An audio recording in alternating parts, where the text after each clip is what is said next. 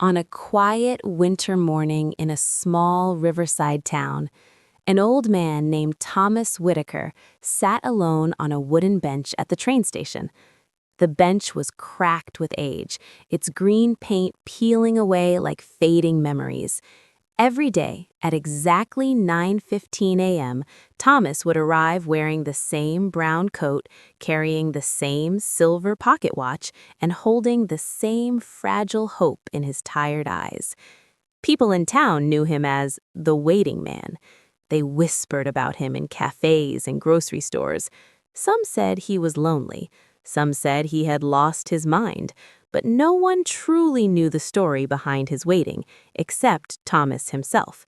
60 years ago, on this very platform, he had said goodbye to the love of his life. Her name was Eleanor Grace. Thomas had been 22 then, young, full of dreams, and hopelessly in love. Eleanor had hair the color of autumn leaves and a laugh that could make even the darkest day feel warm.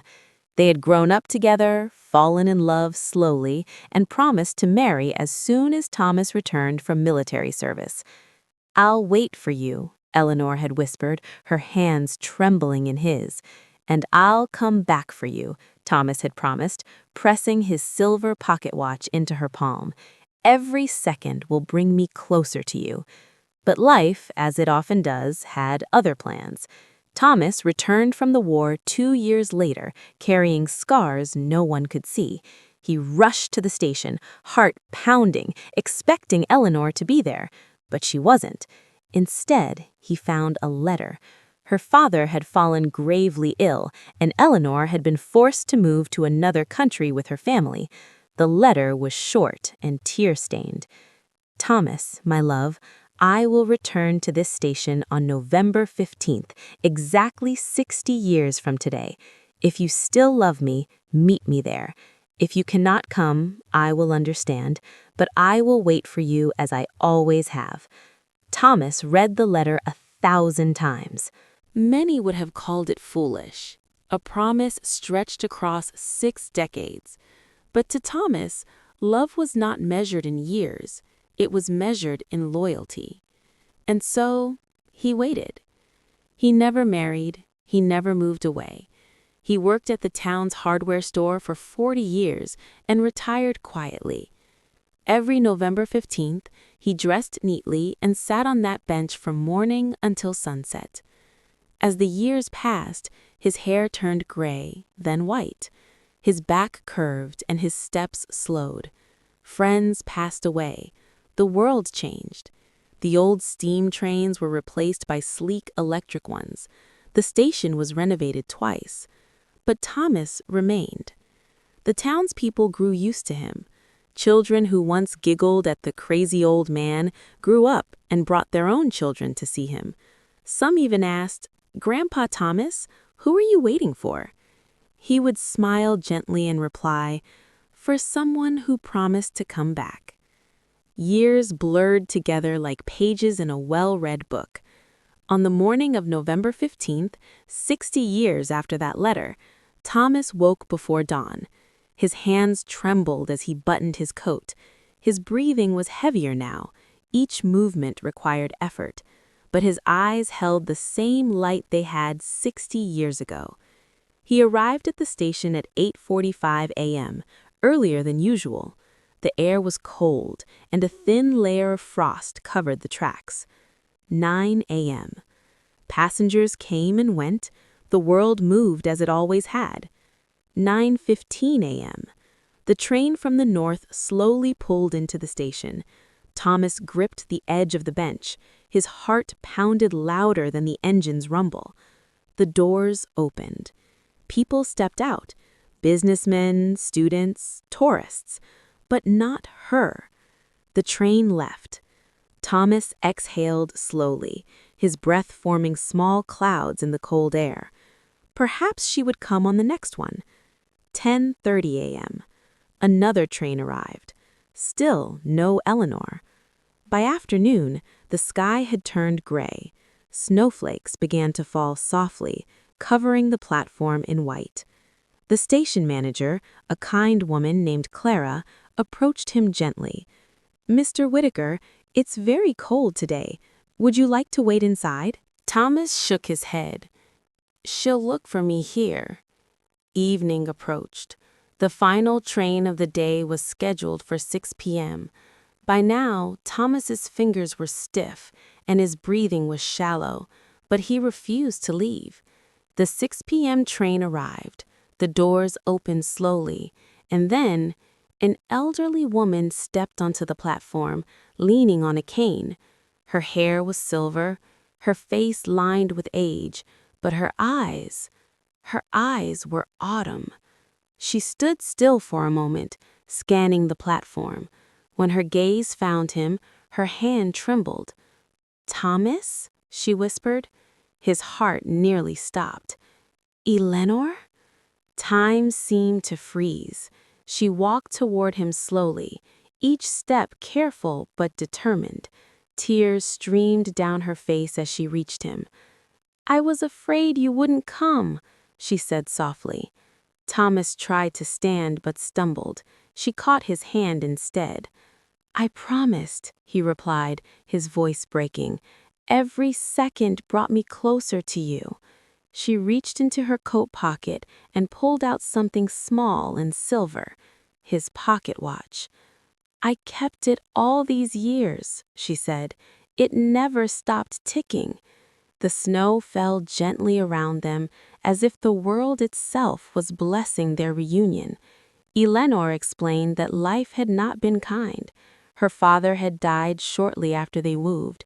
Financial struggles, responsibilities, and circumstances beyond her control had kept her away. She had written letters over the years, but none had reached him. Still, she never forgot the promise. "I told myself," she said, "if he truly loved me, he would remember." Thomas smiled weakly. "I remembered every day." The townspeople watched in stunned silence. Some wiped away tears. Even Clara covered her mouth in disbelief. 60 years. 60 years of waiting. Thomas's strength was fading now. The cold had taken its toll, and his body was tired from a lifetime of longing. Eleanor knelt beside him. "You're here," he whispered. "That's all that matters." He gently closed his eyes, still holding her hand. For a moment, she thought he was resting, but then she realized he had waited just long enough. Thomas Whitaker passed away with a peaceful smile on his face, his hand wrapped around Eleanor's, and his heart finally at rest. Eleanor stayed in that town after his funeral. She visited the station every November 15th, sitting on the same bench, not to wait, but to remember. Their story spread far beyond the small riverside town. People called it a tale of impossible devotion. Some called it tragic. Others called it beautiful. But those who truly understood called it love. Because sometimes love is not about how long you are together. Sometimes it is about how long you are willing to wait. And in a world that rushes forward without looking back, the story of Thomas and Eleanor remains a quiet reminder that true love does not measure time, it endures it. The townspeople believed the story had ended on that snowy evening, but love stories do not always end with a final breath. Sometimes they begin again. After Thomas Whitaker's funeral, Eleanor Grace remained in the small riverside town. Many expected her to leave once the ceremonies were over. After all, she had lived most of her life elsewhere. There were no relatives waiting for her here, no property in her name. But she stayed. She rented a modest room above the old bookstore near the train station, the same bookstore that had once stood beside the platform when Thomas was young. Every morning, she would walk slowly to the station with her cane, sit on the green wooden bench, and place Thomas's silver pocket watch beside her. The watch still ticked. She had wound it every day for 60 years. Now she wound it for him. At first, the townspeople watched her from a distance. They didn't know how to speak to a woman who had carried such a long promise in her heart. But slowly, curiosity softened into kindness. Children approached her first. "Are you the lady who waited 60 years?" a little girl once asked. Eleanor smiled gently. "No," she replied, "he was." She began telling them stories, not about tragedy, but about youth. She spoke of Thomas as a young man who once tried to impress her by climbing the tallest oak tree in town and got stuck halfway up. She described how he used to rehearse marriage proposals in front of a mirror, but could never say the words properly when she stood in front of him. She laughed when she told them how he hated spicy food, but pretended to enjoy it because she loved it. Through her stories, Thomas became alive again.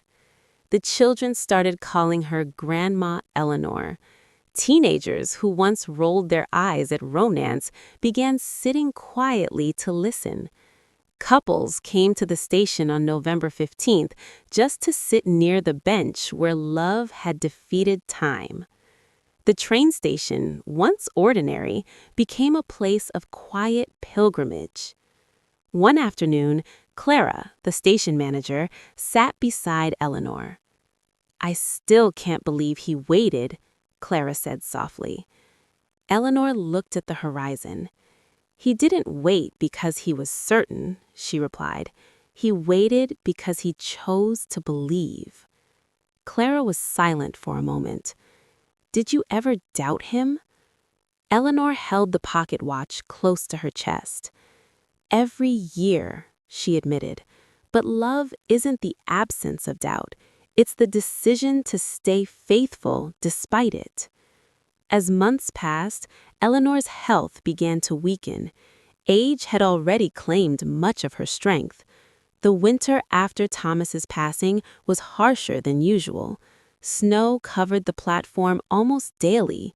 Still, she went. One evening in early spring, she arrived at the station later than usual. The sky was painted pink and gold. The last train of the day had already left. She sat down slowly on the bench. The station was quiet. For the first time in 60 years, she wasn't waiting for someone to arrive. She was remembering. She closed her eyes and imagined a young man running toward her across the platform. Brown hair, nervous smile, hope in his hands. "Eleanor," he would shout, and she would laugh. A soft breeze brushed against her face. She opened her eyes and whispered, "I'm not afraid anymore." The pocket watch ticked steadily in her hand. Tick, tick, tick. A few days later, Eleanor fell ill. The townspeople took turns visiting her small room above the bookstore. Children brought drawings of trains and oak trees. Clara brought fresh flowers every morning. On November 15th, the first anniversary of Thomas's passing, the town gathered quietly at the station bench. But Eleanor did not arrive. Instead, Clara walked slowly onto the platform holding the silver pocket watch. She stood before the crowd and spoke softly. "Early this morning," Clara said, her voice trembling, "Eleanor Grace went to join Thomas Whitaker." A silence filled the air. Not heavy, but gentle. Clara placed the pocket watch on the bench. It stopped ticking at 9:15 a.m., the exact time Thomas had always arrived. The town council later decided to preserve the bench. A small plaque was placed beside it. Thomas Whitaker, 1944 to 2024. Eleanor Grace, 1946 to 2025. They taught us that love does not fear time. Couples now visit the station not just to catch trains, but to make promises. Young people who once believed love was fragile began to understand that it could also be strong. Parents told their children the story of the man who waited and the woman who returned. And every year on November 15th at 9:15 a.m., the entire town observes a moment of silence. Not for sadness, but for devotion. Because their story was never about tragedy, it was about choice. Thomas chose to wait. Eleanor chose to return. And together, they proved something the world often forgets. Time can test love, but it cannot defeat it. Some promises are not measured in days or decades. They are measured in faith. And faith, when rooted in love, can last forever. Years passed, but the bench remained. The small riverside town changed in many ways. New buildings rose where old shops once stood. The bookstore below Eleanor's former room became a modern cafe. The train station installed digital boards and automatic ticket machines. Children grew into adults. Adults grew old. But the green wooden bench stayed exactly where it had always been, and so did the plaque. It began quietly. A young couple, newly engaged, visited the station one November morning. They stood before the plaque, fingers intertwined. "Do you think we could ever love like that?" the woman asked. Her fiancé squeezed her hand. "Maybe love isn't about being perfect," he said. "Maybe it's about choosing each other, again and again." They left a small white rose on the bench. The next week, another couple came, then another. Soon it became a tradition. Anyone who made a serious promise to marry, to forgive, to stay, to try again, would visit the bench and sit there for a moment in silence. Not to make dramatic vows, just to understand what commitment truly meant. One summer afternoon, a teenage boy named Daniel sat alone on the bench. He had recently lost his grandfather and felt angry at the world. He had heard the story of Thomas and Eleanor countless times in school, but he had always thought it was exaggerated. 60 years, he muttered. Nobody waits that long. An elderly man who had been feeding pigeons nearby looked at him. "They don't wait because they have to," the man said gently. "They wait because they want to." Daniel frowned. "But what if the other person doesn't come back?" The old man smiled softly. "Then at least you lived honestly." Those words stayed with Daniel. Years later, Daniel would become a writer. His first published book was titled The Man Who Waited. It was inspired by Thomas, though he changed the names. The novel became unexpectedly popular, not because it was dramatic, but because it was sincere. In interviews, Daniel often said, "I grew up in a town where love had a bench." As decades moved forward, the story traveled far beyond the riverside town. Travelers would step off trains just to see the place where 60 years of faith had been fulfilled. Some called it romantic. Some called it foolish, but no one called it ordinary. One particularly cold November 15th, almost 20 years after Eleanor's passing, a curious event occurred. At exactly 9:15 a.m., as the town stood in their annual moment of silence, a small mechanical sound echoed across the quiet platform. Tick, tick, tick. People looked around in confusion. Clara had long since retired, but her successor, a young station manager named Elise, noticed something unusual. From inside a glass display case mounted beside the bench, the silver pocket watch had begun to move. The watch had been preserved there for years, its hands frozen at 9:15. Yet somehow, for a brief moment, the second hand trembled forward. Tick, tick. Then it stopped again. No one could explain it. Some said it was temperature change. Others blamed old mechanics finally loosening. A few whispered about miracles. But Elise simply smiled and said, "Maybe love just wanted to remind us it's still here." Time continued. Children who once heard the story from their grandparents now told it to their own sons and daughters. On school field trips, Teachers would gather students around the bench. Was it worth it? One child once asked. The teacher paused before answering. What do you think? She replied. A little girl looked at the plaque thoughtfully. If he hadn't waited, she said slowly, they wouldn't have had that moment. And that was the heart of it. The waiting wasn't about the ending. It was about the faith in between. Eventually, the town decided to rename the station. It became Whitaker and Gray Station. The ceremony was simple but meaningful. Families gathered, flowers decorated the platform, and Daniel, the writer, was invited to speak. He stood before the crowd and said, "In a world that teaches us to move on quickly, to replace what hurts, and to avoid uncertainty, Thomas and Eleanor taught us something different. They showed us that love is not convenience. It is courage. It is patience. It is hope stretched across years." He paused, looking at the bench. Most of us will never wait 60 years. But we will all face moments when leaving feels easier than staying. When doubt feels louder than belief. In those moments, remember this bench. The crowd stood in silence. Not heavy silence. Grateful silence. Long after everyone who had personally known Thomas and Eleanor was gone, the bench still stood. Rain fell on it. Snow covered it. Sunlight warmed it. Trains arrived and departed. Life moved forward. But the story never faded. Because some stories do not belong to one lifetime. They belong to every generation that needs to be reminded that love is not proven in grand gestures.